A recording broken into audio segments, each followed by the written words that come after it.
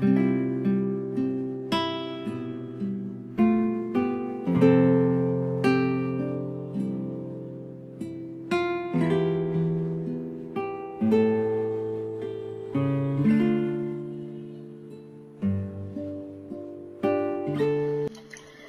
mabuting balita ng Panginoon ayon kay San Marcos. Noong panahong iyon, sinabi ng mga eskribang dumating mula sa Jerusalem. Inaalihan siya ni Beelzebul, ang prinsipe ng mga demonyo.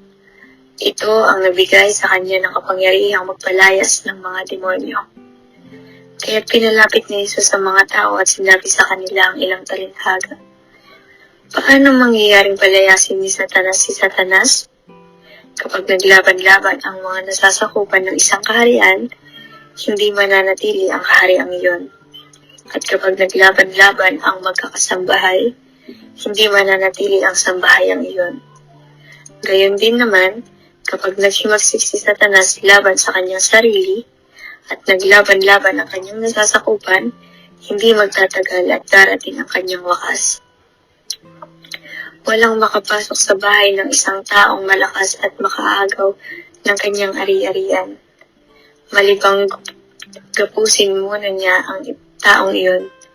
Saka pa lamang niya malolooban ang bahay na iyon.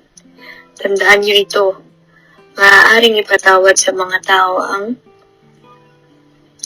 lahat ng kasalanan at panlalait nila sa Diyos. Ngunit ang sinumang lumait sa Espiritu Santo ay hindi mapapatawad. Ang kanyang kasalanan ay hindi mapapawi kailanman. Sinabi ito ni Jesus sapagkat ang sabi ng ilan, inaalihan siya ng masamang espiritu. Ang mabuting balita ng Panginoon.